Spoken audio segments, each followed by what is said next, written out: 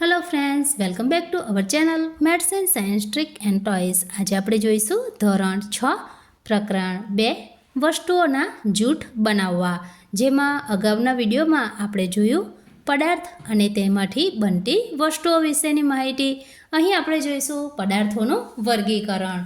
તો સૌપ્રથમ છે પિત્તળ, જેમાંથી થાળી, વાટકા, પ્યાલા, વાજિંત્રો, ઘંટ, મૂર્તિ વગેરેનો સમાવેશ થાય છે। ત્યારબાદ છે ચિનાઈન માટી, જેમાં બરણી, કપ, રકાબી, રમકડા, બાઉલ વગેરેનો સમાવેશ થાય છે।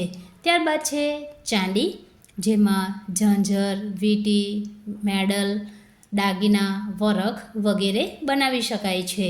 ત્યારબાદ છે ગોળાકાર, જેમાં સંપૂર્ણ ગોળાકાર નહીં પરંતુ ગોળાકાર જેવો બંને આકારોનો આમાં સમાવેશ થાય છે। એમાં આવશે નારંગી, લખોટી, દડો, પૃથ્વીનો ગોળો, બાસ્કેટબોલ વગેરે।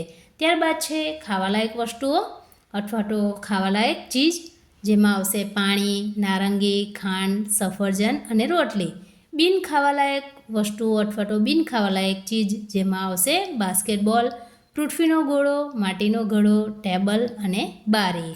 તો વિદ્યાર્થી મિત્રો, આજના વિડીયોમાં આપણે જોયું અલગ અલગ પ્રકારની વસ્તુઓનું વર્ગીકરણ।